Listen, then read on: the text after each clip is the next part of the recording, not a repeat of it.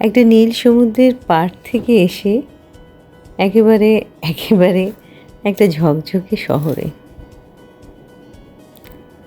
খারাপ যে লাগছিল তা বলবো না, তবে এই শহরগুলো কেমন জানি আমাকে ভাবুক করে তোলে।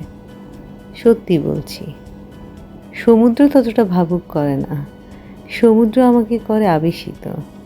সেখানে প্রকৃতির সাথে মেলার একটা টান অনুভব করি।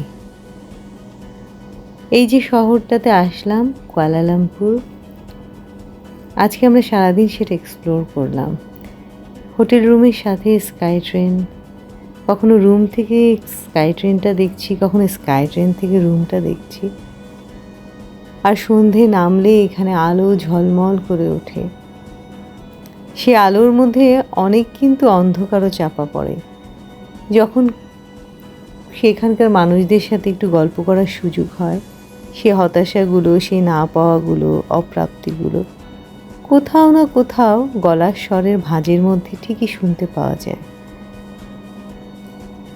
তারপরেও একজন পর্যটক হিসেবে ঘুরে দেখার একটা আলাদা আনন্দ আছে।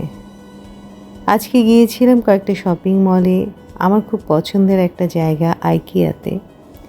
একটা সময় যেহেতু ফার্নিচারে অনেক কাজ করেছি, সুতরাং আইকিয়ার সাথে আমার পরিচয়টা আরও অনেক আগের। এর আগেও আমি অনেকবার ভিজিট করেছি ওদের স্টোর।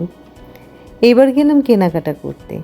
আর এবার একটা বাড়তি পাওনা ছিল আইকিয়ার ওখানে খাবার। ওদের খাবারটা দেখলাম বেশ জনপ্রিয়, কারণ লম্বা কিউ দিয়ে মানুষ সেখান থেকে খাবার নিচ্ছিল এবং দামটাও অনেক রিজনেবল। আর এগুলো শেষ করে যখন বের হলাম, তখন দেখলাম রাত তার আসল রূপ নিয়ে বাইরে ঝলমল করে দাঁড়িয়ে আছে। দুজন মিলে দাঁড়িয়ে দাঁড়িয়ে অনেকক্ষণ গল্প করলাম। বেশ একটু বলা যায় তাত্ত্বিক গল্প। আসলে যে এত নাম করা সব ব্র্যান্ডের দোকান, এত বিলাসী দ্রব্য কতটুকু দরকার হয় জীবনের জন্য আমি জানি না। আমি আজকাল এইসব পণ্য বা দ্রব্যের কাছে খুব একটা বলা যায় যে খুব যে এগুলোর প্রতি আমার একটা আকর্ষণ একটা সময় হয়তো ছিল, সেটা এখন আর কোনোভাবেই অনুভব করি না।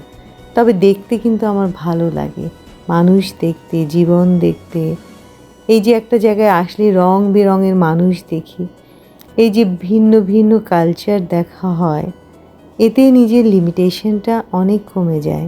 আমরা একটা জায়গায় থেকে সবসময় নিজেদেরকে একটা খুব ভীষণ একটা কিছু হয়ে গেলাম ভাবি আমার নিয়মগুলোই শ্রেষ্ঠ।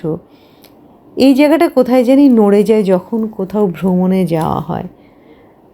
তো সুনয়নার আমি এরপরে গেলাম কুয়ালালামপুর আসলে যেটা must going place, twin tower দেখতে যাওয়া।